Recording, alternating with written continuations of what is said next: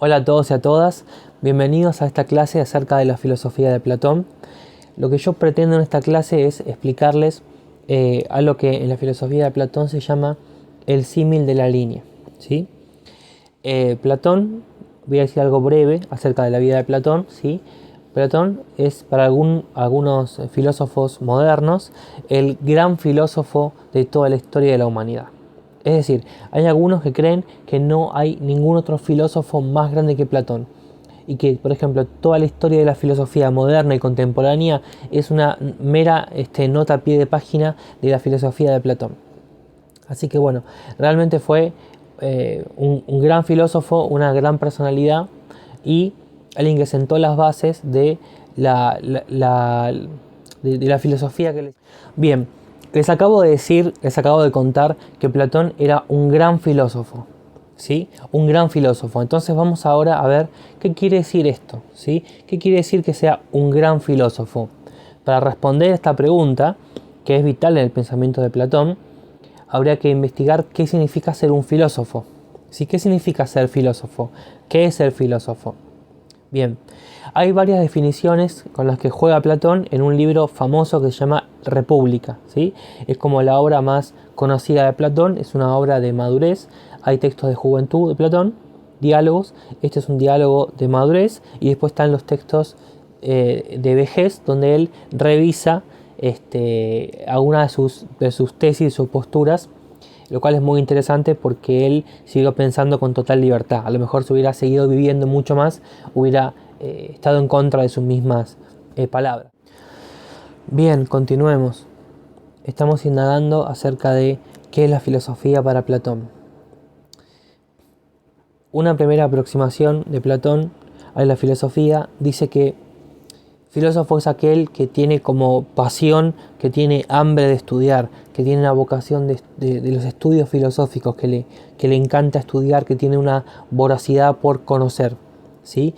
Así que en primera instancia hay un elemento pasional del filósofo. El filósofo tiene que tener deseo de conocimiento, tiene que tener voracidad y desear saber. Va a decir Platón que hay diferentes tipos de hombres. Por ejemplo, aquellos que quieren los honores, que quieren la fama, que quieren el aplauso de todos, dice Platón que esos son los que aman los honores. Entonces tienen hambre de esa gloria, de ese honor, de esa fama, ¿sí? Entonces, esa persona no es un filósofo simplemente porque no pone su deseo, no pone su amor en el conocimiento, sino que lo pone en los honores, en los aplausos, en los elogios, etc. Después hay personas que ponen su afán en lo material, por ahí, en la sexualidad, en la comida, en los apetitos, gente que le gusta sentir, disfrutar a nivel corporal, físico, ¿sí? Bueno, esas son personas que orientan su vida o las elecciones de su vida a lo físico, a lo sensual, a lo sexual, ¿sí? Entonces no lo orientan ni al conocimiento, ¿sí? Como los filósofos, ni a los honores, como los políticos o los atletas, va a decir por ahí, ni a lo sensible, lo más inmediato, como por ahí también va a decir la mayoría de las personas, ¿no? Digamos, el pueblo, digamos, que simplemente trabaja y vive su vida y quiere disfrutar de la vida y pasarla bien y nada más, ¿sí? Entonces, ya tenemos algunos datos. Primero, hay un elemento pasional indispensable para la filosofía. Es decir, que el filósofo es alguien pasional, tiene que tener deseo, tiene que ser ardiente, tiene que tener pasión, una pasión por estudiar. También podemos entender que los filósofos son pocos, ¿sí? Porque están los muchos que ponen todo su deseo y sus ansias en lo sensible, en lo material. Después están aquellos otros que buscan los honores, ¿sí? Y después están aquellos que buscan el conocimiento por el conocimiento mismo. Ya me adelanto a un tercer elemento, ¿sí? Entonces, los filósofos son unos pocos hombres, porque ahí en ese momento, ¿sí? O por lo menos para la cabeza de Platón, los filósofos eran hombres, la mujer no alcanzaba ese lugar, ¿no es cierto? Hay una cuestión machista, ¿no? En ese sentido. Pero, bueno, había algunos hombres, en principio varones, ¿sí? Que podían alcanzar, digamos, esa condición de ser un filósofo. Es decir, que no alcanza las ganas o el deseo, sino que hay que tener ciertas aptitudes, hay que nacer con ciertos dotes, por así decirlo, para alcanzar el conocimiento filosófico, ¿no? Es como aquello que a veces se dice en las redes, ¿no? Bueno, deséalo con todo tu corazón, con todas tus fuerzas y lo vas a alcanzar y tal y tal. Bueno, yo creo que si vos deseas algo con todo tu corazón, eso te va a llevar a algún camino y es genial que tomes esa decisión y ese camino para vos. Pero eso no quiere decir que vas a alcanzar eso que vos querés, porque para eso que vos querés, además del corazón y además de la pasión, hacen falta tener ciertas aptitudes mentales, físicas, emocionales, ¿sí? Sin lo cual no vas a poder alcanzar eso. Entonces es la pasión, algo del orden más del cuerpo, del apetito, y algo que es que tal vez sea innato o tal vez sea aprendido o mitad de ambas. Todavía no lo sabemos, ¿sí?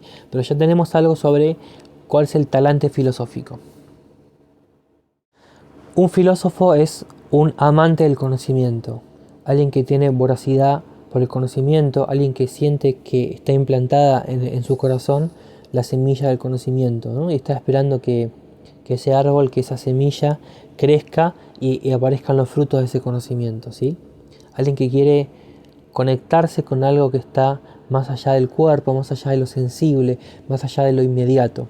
Es alguien que de alguna manera desmedra lo inmediato que es el sexo, la comida, los placeres, digamos, más fáciles, ¿no? En pos de algo más elevado, más difícil, de algo que va a traer algún beneficio, pero a largo plazo, ¿no? Es un poco, un filósofo es como un atleta del conocimiento, ¿no? Un atleta, ustedes conocen a alguno, saben que hace grandes esfuerzos, ¿sí? Por cuidarse para una competencia, entonces se priva de salidas, se priva de comer cualquier cosa, se priva de tener inclusive malos pensamientos, qué sé yo, digamos. Hay una dietética muy estricta del cuerpo y del alma, diríamos también, para alcanzar esos objetivos. Es decir, que la persona lo que está haciendo es despreciando lo inmediato, lo próximo, y está valorando algo que no es ni inmediato ni próximo, porque esa victoria, ese beneficio que quiere alcanzar no es lo inmediato, digamos. Más fácil es echarse a dormir y mirar una serie, ¿sí? Así que el filósofo es aquel que pospone el placer inmediato, ¿sí? Por alcanzar un placer mediato, que sería el placer del conocimiento, ¿sí? El querer alcanzar la verdad, ¿ok? Esto nos lleva a otra pregunta. ¿Qué es la verdad?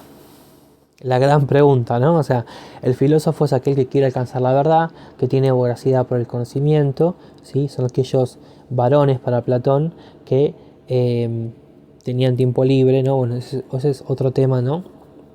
Porque es un tema político también, ¿no? De quién puede a nivel material ser un filósofo, pero lo vamos a dejar aparte por ahora. Aquellos que se pueden dedicar a la filosofía y que tienen la capacidad. Entonces, por ejemplo, ser un filósofo tiene sentido si existe la verdad. Es decir, por ejemplo, ser un monje tiene sentido si existe Dios.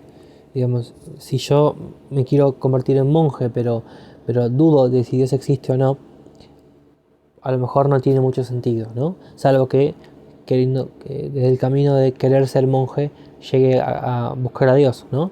Pero aún en ese caso, tengo que tener por lo menos la intuición de que Dios existe, de que Dios es algo. Vamos entonces.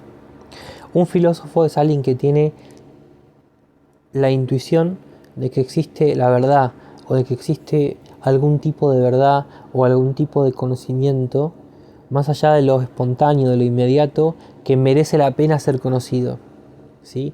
Esa es como el paso necesario, ¿no? Para ser un filósofo, digamos, sentir que tiene sentido invertir el tiempo de la vida en averiguar la verdad de las cosas y ir a fondo, ir a lo profundo, ¿no? Hay unas ganas, un deseo y también hay una intuición muy necesaria que acompaña este deseo de que hay algo ahí. Es como aquel que persigue el oro, ¿no? Como aquel que, no sé, busca oro en California, ¿eh? ¿Vieron la fiebre del oro? Bueno, vos buscas oro porque vos tenés la intuición de que hay oro ahí. no estás seguro, estás buscando el oro, ¿no? Vas con la pala, ¿no? Haciendo pozos, qué sé yo, pero vos tenés la idea por algo de que ahí hay oro, de que está ahí el oro. Si vos no crees que hay oro ahí, no vas a hacer ese esfuerzo, ¿no? Pasa algo, ¿no? Con el conocimiento, ¿no? Que es distinto a lo que le pasa a un atleta, porque el atleta se prepara por una competencia. La competencia está ahí, es real. En una competencia hay un trofeo, un ganador, un perdedor, hay premios monetarios para el ganador, fama, fortuna, gloria, ¿no? Está ahí, digamos, es como tangible, súper tangible el resultado, el premio, ¿no? Pero para quien pone su corazón y su cuerpo para conocer la verdad, para ir a fondo, busca algo que no, que no se puede ver, que no está ahí, ¿no? Cuyo resultado no es tan tangible, no es tan visible, ¿no? Continuemos entonces. Tenemos entonces al filósofo, ¿sí? Que quiere conocer la verdad. Entonces, está el filósofo, ¿sí? Que tiene, además de un deseo de conocer la verdad, hay algo más que tiene que tener, que es una capacidad o una facultad de conocer la verdad. Tiene que haber como un órgano para la verdad, una parte de mí que pueda captar la verdad. Es decir, para las cosas que son visibles yo tengo los ojos. Son órganos que están conectados por el cerebro, no sé, para mí es un misterio de qué manera, ¿sí? Y que me permiten, digamos que a través de la luz que llega del sol o de lo que sea, ver los objetos y tener percepciones sensibles. Bueno, de igual manera tiene que haber algún ojo, tiene que haber un ojo, ¿sí? Para la verdad, ¿ok? Porque si no tampoco tiene sentido este planteo, ¿sí? Entonces hay una capacidad, ¿sí? Para conocer esa verdad. Esa capacidad le podemos llamar entendimiento, razón, ¿sí? Capacidad discursiva, capacidad racional, entendimiento, inteligencia, ¿sí? Hay racionalidad, hay muchas palabras para dar cuenta de esto. Ahora bien, con esa capacidad yo puedo entonces conocer, como con las piernas puedo caminar y correr, con eso que vamos a llamar la inteligencia, yo puedo conocer, captar algo, ¿sí? Un conocimiento. Ahora dice Platón, bien, si yo capto un conocimiento verdadero, entonces yo tengo un conocimiento que vale algo, digamos, ¿sí? Digamos, yo por ejemplo sé algo que es verdad. Bueno, yo tengo algo valioso, ¿sí? Mi capacidad de conocer, conoce algo, ¿sí? Que tiene valor porque es verdadero, es decir, porque mi pensamiento se adecua, se logró adecuar a la realidad, ¿sí? La verdad en este sentido, ¿qué es? Adecuación de mi pensamiento a la realidad. Es decir, que mis palabras, mi estructura mental se adecua a las cosas tal como son, ¿sí?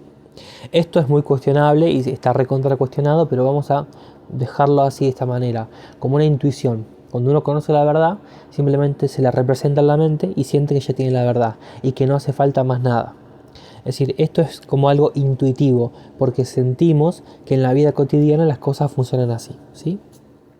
Bien, ahora, si nosotros conocemos algo que es falso, en realidad no conocemos nada, digamos, porque el objeto al cual yo creo conocer no existe. Si yo digo, existe un unicornio verde en mi patio y no existe el unicornio verde, yo no tengo un conocimiento falso, digamos. En realidad no tengo nada, no tengo ningún tipo de conocimiento. O sea, en orden al conocimiento yo no tengo nada, porque el objeto al cual mi pensamiento quiere ir a abordar no existe. Entonces lo único que hay es ignorancia. Hay ignorancia porque no existe el objeto que yo quiero conocer, por ende esa facultad queda como algo frustrada, ¿no? Como un intento virginal, incapaz de llegar a ese objeto, ¿no? Entonces tenemos dos extremos. El conocimiento, la verdad, la realidad, que es captada por la inteligencia, sí, captada por la inteligencia, y después tenemos la nada, la ignorancia, ¿sí? Mejor dicho, tenemos la nada, ¿sí? Que es imposible de ser captada. ¿Mm? Porque la nada, nada es. La nada no es nada, no tiene entidad, no es. Entonces no se puede captar, no se puede pensar, no se puede decir nada. O sea, de algo que no existe, realmente no se puede decir nada. Cuando yo invento algo, estoy hablando de algo. Bien, tenemos entonces dos extremos que podemos llamar el ser y la nada. Del ser hay conocimiento. El ser, las cosas que son, las puedo conocer, las puedo pensar y decir. De la nada no se puede pensar nada ni decir nada porque no existe, no es. ¿Sí? El ser y la nada. Entonces, digamos, Platón pregunta, ¿no? A ver, ¿cómo saber que uno tiene la razón? Digamos, porque, por ejemplo, filósofos hay muchos, ¿no? Y sin embargo, cada uno tiene opiniones distintas sobre lo mismo, ¿no? O por ejemplo, personas que te dicen, yo tengo la posta y esta es la posta, y te dice A. Otro te dice, yo tengo la posta y te dice B. Y capaz que los dos tienen buenas razones, pero ¿cómo es entonces? ¿Quién tiene razón? ¿No? ¿Cómo saberlo? Entonces va a decir Platón, bueno, ahí digamos, aparece que hay una zona intermedia, ¿sí? Una zona intermedia de algo que en parte es verdadero y en parte no, o algo que parece verdadero pero no es, ¿no? Porque está la idea en Platón de que la verdad es una, de que las verdades son únicas, digamos, porque lo múltiple no puede ser verdadero. Digamos, la verdad de una cosa tiene que ser una sola. Si hay múltiples verdades, entonces la verdad no existe. Está como esa idea, ¿no? Que es interesante, ¿no? Porque si discutimos sobre la verdad de un asunto, ¿sí? Supongamos que estamos discutiendo por, no sé, qué gobierno es mejor, si tal o cual. Entonces, eh, la discusión tiene que ver con que creemos que hay una verdad, creemos que hay razones, digamos, muy suficientes para decir este gobierno es mejor que aquel, ¿no? Que son razones que a todos nos deberían conformar, por así decir, ¿no es cierto? Si decimos que cada uno opine lo que quiera, hay algo de falsedad en eso, porque en realidad nosotros sentimos que esta opinión o este juicio es verdad, que hay algo que no se puede soslayar, ¿no es cierto? Entonces dice Platón, bueno, hay como una esfera intermedia entre la ciencia, ¿sí? Escuchen la palabra, la ciencia de lo verdadero y la ignorancia de la nada, la ignorancia, ¿sí? Entre la ciencia de lo verdadero, ¿no? Y la ignorancia hay algo en el medio, ¿sí? Digamos, la ciencia, la inteligencia es de lo que es, del ser, de lo verdadero. La ignorancia es acerca de la nada. El que ignora no sabe, no tiene nada, no posee nada de valor, no encontró el oro. Pero después está algo en el medio, ¿sí? Que es lo que va a llamar Platón la opinión, ¿sí? ¿Qué es la opinión? La opinión es aquel discurso que se dice sobre aquello que es y que no es, que parece verdadero pero no es verdadero, ¿sí? Entonces, eh, lo que Platón quiere decir es que aquellos que no se adecúan, ¿no? Según Platón, metódicamente, disciplinadamente a conocer la verdad, ¿sí? Aquellos que van despejando su espíritu de prejuicios, de cosas personales, que se van, digamos, que hacen todo el esfuerzo y pasan por el camino doloroso de ir acercándose a la verdad, esos se quedan en la opinión, ¿sí? Se quedan en la opinión, se quedan en algo que parece verdadero pero no es y no es, ¿sí? Eso es la opinión. La opinión no es ignorancia, porque hay un poquito de conocimiento, ¿sí? Pero no es el conocimiento verdadero, la verdad, porque está plagado de cosas que no son. O sea que el acercamiento al objeto no es total. ¿Ok? ¿Sí? Si yo digo, por ejemplo, voy a dar un ejemplo burdo, muy burdo, pero si yo digo que Hitler fue un dictador y era, no sé, peruano, ¿sí? Bueno, ahí tengo como un conocimiento que en parte es verdadero y en parte es falso, ¿no? Entonces todo eso junto, si lo tomamos como una unidad, bueno, eso es y no es verdadero y es falso, ¿sí? Es un ejemplo muy burdo el que estoy dando, ¿sí? Pero bueno, a lo mejor puede servir, ¿sí? Quiero ofrecer un ejemplo un poco mejor de esto, ¿no? De este lugar intermedio de la opinión. Por ejemplo, no sé, este suéter que yo tengo puesto ahora, ¿es grande o es pequeño? Por ejemplo, ¿no? Porque este objeto, ¿ok? Tiene propiedades, tiene por ejemplo un tamaño, ¿sí? tiene un tamaño. Se dice, bueno, eso es algo ideal, algo abstracto. No, es una cosa concreta que tiene tamaño. ¿Ok? Pero ¿cuál es el tamaño que tiene? ¿Es grande o es chico? Y depende. Es más grande que otro suéter y más chiquito que otro. Entonces, este objeto como tal, en sí mismo, ¿es grande o pequeño? ¿Entienden? Por ahí viene esta cosa de esta contradicción, ¿sí? Los objetos sensibles materiales, ¿sí? No son ni grandes ni pequeños, ¿sí? Están en esa contradicción. Por eso son imperfectos, por eso son perecederos, ¿sí? Por ejemplo, a ver, tomando el ejemplo del suéter. ¿El suéter es o no es? Bueno, si el suéter es fuera, tendrá que ser eterno, eternamente el suéter, ¿sí? Ahora, este suéter antes no estaba acá, alguien lo hizo. Y en algún momento se va a destruir, se va a despeluchar, se va a romper. Entonces, ¿el suéter es realmente? Bueno, realmente no. Está como en un proceso de descomposición. El suéter está en movimiento, el suéter se está descomponiendo. Cada segundo que pasa se vuelve peor, porque se está muriendo, está en descomposición. Pero la idea de suéter que yo tengo en la mente no, es algo perfecto. Es algo que no muere, no se descompone, digamos, ninguna marca lo hizo, ¿ok? Esa idea perfecta de suéter, que permite que yo pueda entender que esto es un suéter, esa idea es perfecta, no muere, ¿sí? ¿Está bien? Entonces yo tengo el suéter imperfecto que tengo puesto en el cuerpo, pero esto es un suéter porque yo tengo en mi mente la idea de suéter y por eso puedo entender lo que es. Por eso puedo decir, bueno, ahora me voy a poner un suéter. Si yo no tuviera esa idea en la cabeza, no podría ponerme el suéter porque no sabría lo que es. O sea, no lo haría a conciencia de ponerme un suéter. No podría participar en la vida humana, en la cultura, de decir, bueno, esto es un atuendo, esto es una ropa, se llama suéter, me lo voy a poner, lo voy a combinar. ¿Me entienden? Entonces, sin esas ideas no hay humanidad, no hay cultura, no hay pensamiento, ¿sí? Somos seres racionales, no somos animales racionales, ¿sí? Que utilizamos esas ideas que están en nosotros para poder aplicarlas sobre el mundo, ¿sí? De hecho, todo el mundo está creado, según Platón, a raíz de esas ideas, ¿sí? Eso tiene que ver con la creación del mundo según Platón, que digamos, para Platón el mundo fue creado por una especie de albañil, genial, ¿no? O sea, un albañil agarró las ideas, ¿sí? Y agarró la materia y unió, ¿no? Agarró la idea de suéter y agarró el material y hizo con la idea y con el material hizo los suéteres, ¿sí? O si querés es como un poeta o un pintor que agarró lo ideal y agarró los materiales, los colores, agarró la materia prima e inventó algo. Todo nuestro mundo es un mundo creado por un albañil, por un poeta, por un artista, ¿no? Es como esa idea, ¿no? De tomar, ¿no? Unir, mezclar y acá está, ¿sí? Y acá estamos nosotros, ¿sí? Entonces, para hacer un resumen de toda esta clase, ¿sí?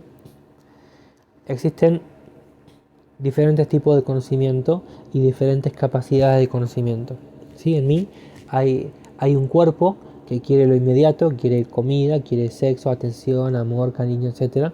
Y después hay una parte racional, intelectual, racional, que quiere conocer la verdad, que quiere saber cómo son las cosas, que quiere poder entender para poder aplicar esos conocimientos, ¿sí? Entonces, como están esas partes de mí que quieren saber eso, están aquellos objetos, ¿sí? De conocimiento que se corresponden con esas partes de mí. Están las ideas que yo puedo captar con la mente y después están los objetos materiales como este suéter y este sillón y todo esto que están conmigo en la vida y con las cuales yo vivo. Yo mismo soy un objeto. Yo soy un objeto más sensible, ¿sí? Que tengo, según Platón y según el pensamiento religioso en general, un alma que es inmortal y dentro de ese alma o formando parte de ese alma están las facultades de poder conocer y tal, ¿sí? Así que bueno, esto es lo que yo quería ofrecerles, compartirles esta clase.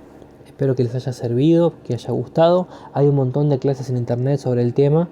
Pueden consultar poniendo Platón, Simen de la Línea, Platón, buscándolo, aparecen pero un montón de clases con muy bien explicados. Así que bueno, este es mi humilde aporte para la cuestión. Espero que les haya servido y gustado este video. Les mando un abrazo enorme a todos.